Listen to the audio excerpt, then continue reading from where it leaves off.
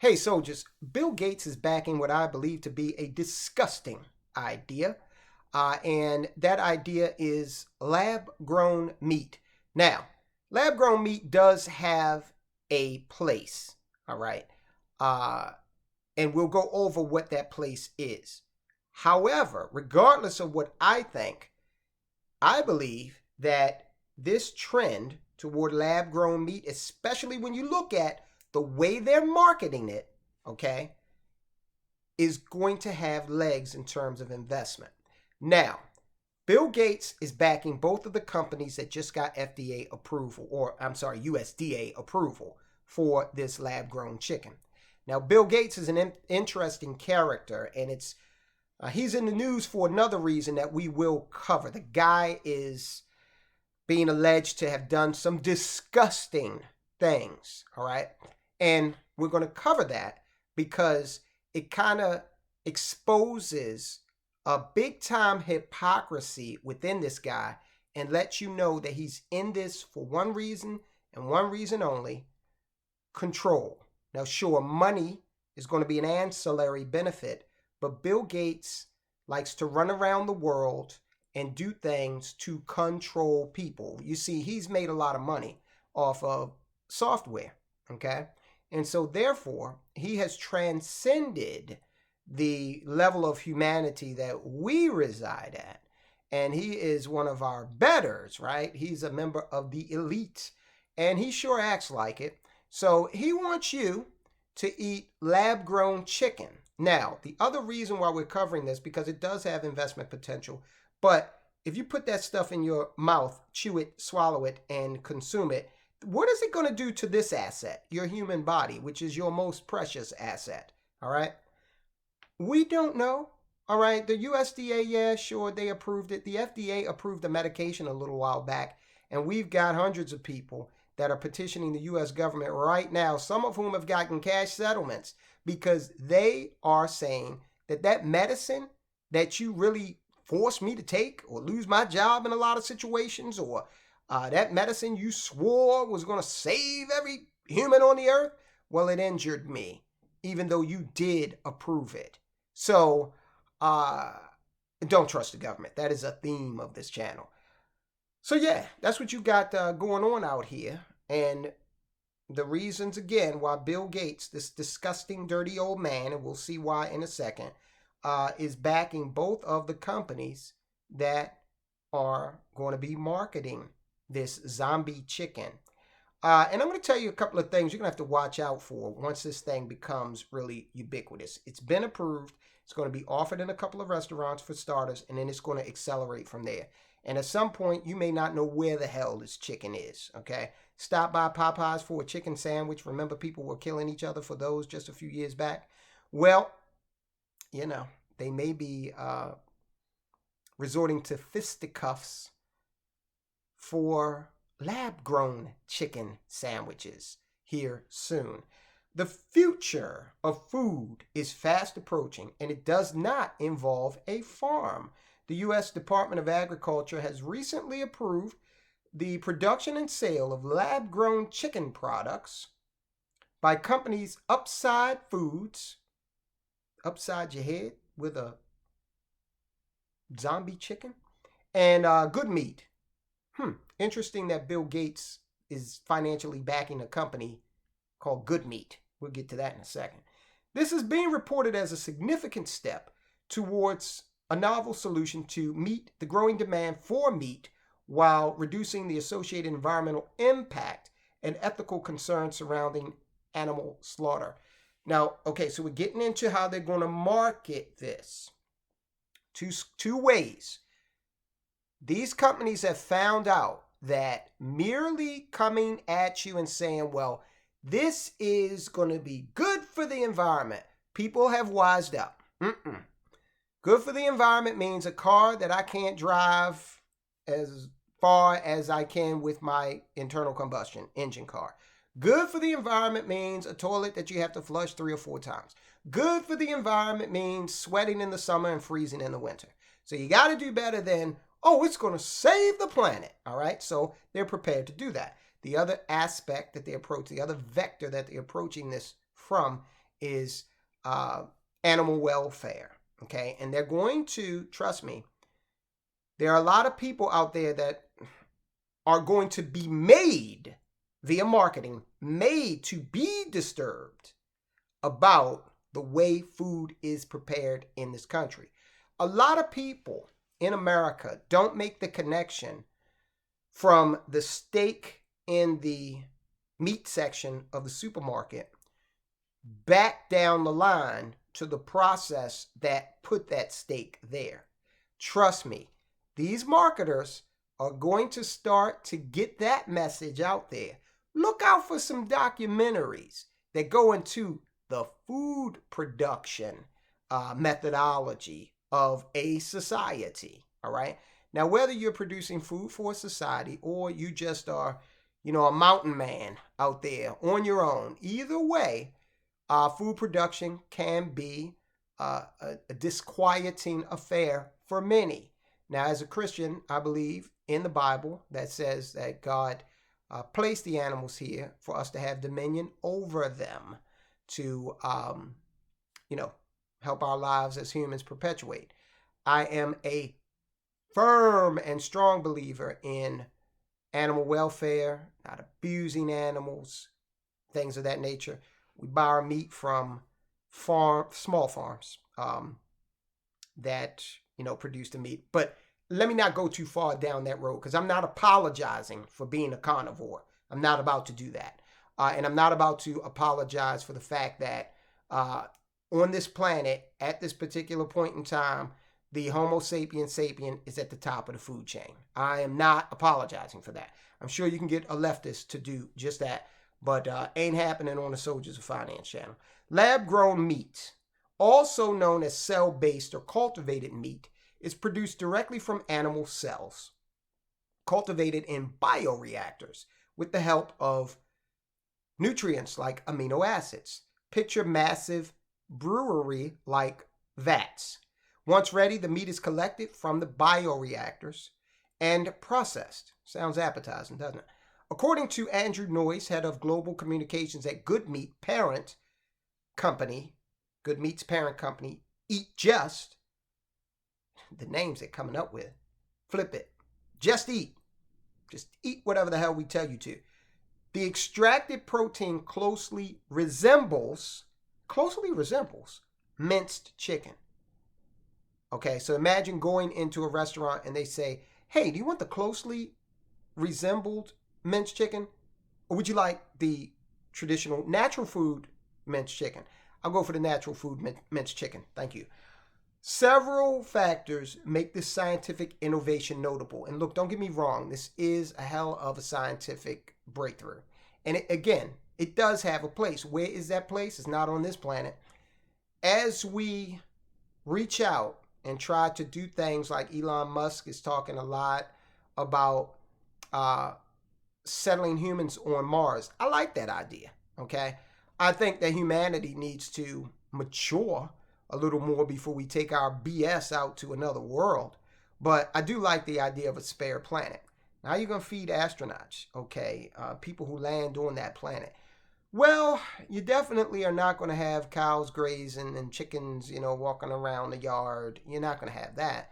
You're not going to have lakes stocked with trout, none of that. So this could have legs in that particular application. Now, there are going to be a lot of people who do want to eat lab-grown chicken, either for the novelty of it. I can't imagine it's going to be any less expensive. I can't imagine. It probably is going to be more expensive.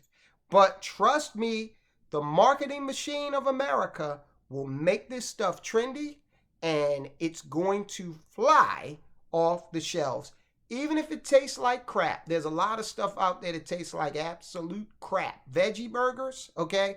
They smell horrible and they taste horrible. Yet, that's a booming business.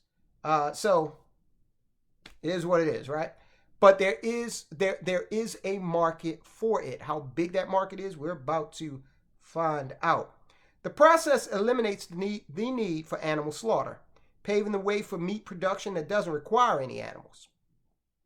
Secondly, proponents of lab-grown meat claim that there are significant environmental benefits.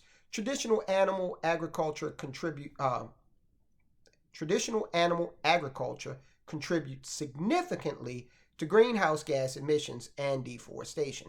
This, according to Bruce Friedrich, president of the Good Food Institute, acknowledged that the high energy needs of producing cultivated meat are ever present, but he claims that these requirements could be offset by reductions in land and water use and other environmental benefits, especially with the use of renewable energy. I call BS on that because this process is going to take an incredible amount of water to produce. Dasani's a Coca-Cola product. It's bottled water, just plain water, flat water. I cannot remember exactly where, but there was a legal issue about the fact that they were using a lot of water in the production of their water. So if it takes water to produce water somehow, then it's probably going to take a lot more water to produce chicken that closely resembles chicken. Despite using animal cells, cultivated meat is not vegetarian, as it still relies on animal-based inputs. One identified advantage is reduced risk of contamination, as it's grown from cells and not from animals with intestines. The taste of lab-grown meat reportedly closely resembles traditional meat. Reporters who tried products from Ivy Farm Technologies, Upside Food, and Good Meat confirm a full and savory flavor, although the texture might slightly differ. Full, what does that mean? What does that mean when we're talking about the taste of this? Okay, I don't know. The USDA's Food Safety and Inspection Service, let me go back. I would have asked those reporters, all right, think about the best damn chicken you've ever had in your entire life, okay? Now I want you to think back to a chicken patty they served you at the public school when you were in 8th grade, okay? The chicken patty will be number 1. The best damn chicken you've ever had will be number 10. Where is the Soylent Green chicken? They're making our food out of people. Next thing they'll be breeding us like cattle for food. You gotta tell them. You gotta tell them. Promise, Tiger. I promise. I'll tell the exchange. You tell everybody. Listen to me, Hatcher. You gotta tell them. Soylent Green is people! We need some more quantification on this, don't you think? All right. The USDA's Food Safety and Inspection Service granted its approval after a rigorous process evaluating the company's food safety systems. To date, only chicken products have been approved. For any other animal protein, a separate regulatory process must be endeavored in. Production is expected to start soon, with restaurant availability anticipated earlier than supermarkets. Upside Foods and Good Meat have not released exact dates, but their plans include initial restaurant launches in San Francisco and Washington, D.C. Of course, these are areas that are highly susceptible to any BS, save the planet, don't be like flyover country and eat meat. No, don't do that. So DC and San Francisco, perfect 2 places to get this thing started. The cost of lab-grown meat remains high. The first lab-grown burger produced over a decade ago cost over $300,000 to manufacture. I get it. Cost has reduced significantly. The 2 companies are backed by Bill Gates. Eat Just, originally called Hampton Creek, owns the brand Good Meat. It also produces vegan mayonnaise. Wow, tasty. I mean, this is just making me hungry, right? Then there's Upside Foods, previously known as Memphis Meats. When it completed its Series C funding round in 2022. It amassed a record $400 million at a valuation exceeding $1 billion, marking it the largest funding round ever in the cultivated meat industry. This round was co-led by global investment company Temasek, and the investors list notably includes tech and investing tycoon Bill Gates, right? So he's all over this particular technique for feeding people. Might this have some sort of application in the developing world? Let me tell you why I think that's problematic. Because right now, part of the issue with getting food to certain parts of the planet, take North Korea, for example. The United States sends a lot of food aid to North Korea, but the dictator Kim Jong-un, he controls it. Okay, so it rarely ever gets to the people. This is what you see in a lot of pockets around the world where people are starving. So whether you send them rice, oats, or lab-grown meat, it's still going to run into the same bottleneck, all right? And again, the jury is out on this lab-grown meat. Now, Bill Gates, let's talk briefly about him. He just, something was just uncovered about him that kind of exposes his hypocrisy. He cares a lot about the environment, right? Doesn't care as much about human beings, and is very imperious. Bill Gates' private office asked a female job candidate about porn and their sexual histories.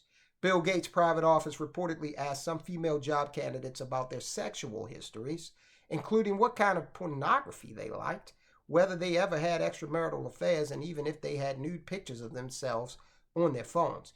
During Gates' extensive screening process, a security firm also asked some women if they ever, quote, danced for dollars, unquote, sources told the Wall Street Journal. Among other candidates, another candidate told the outlet that she was asked whether she had ever contracted a sexually transmitted disease. It was unclear if any male candidates were asked similarly personal questions during the hiring process for Gates's private office called Gates Ventures, and none interviewed by the Wall Street Journal said they had. A spokesman for Gates Ventures said she had not heard about such questions being asked during the background checks, which were conducted by third-party contractor Concentric Advisors. Okay, so look, Concentric bills itself as family office security for high net worth clients. Gates, with a net worth of $132 billion, is the number 4 richest person in the world per Bloomberg's Billionaire Index. All right, look, innocent until proven guilty. These are allegations, but, you know, it coincides with a theme of other things that have been alleged about Bill and folk he's been seen with, all right? Jeffrey Epstein, you know, folk he's been seen with. So this is Bill Gates. This is who we're dealing with, an imperious character who wants to control what food you put in your body. He wants you to trade natural food for lab-grown food. And I will be the first to tell you, I ain't biting. I'm not doing it. No thank you, Bill. You can keep that. So look, guys, let's talk about another company here who has that same kind of nature. We see this attitude in more and more corporations. The CEO of Bud Light, Anheuser-Busch North America, does he get it?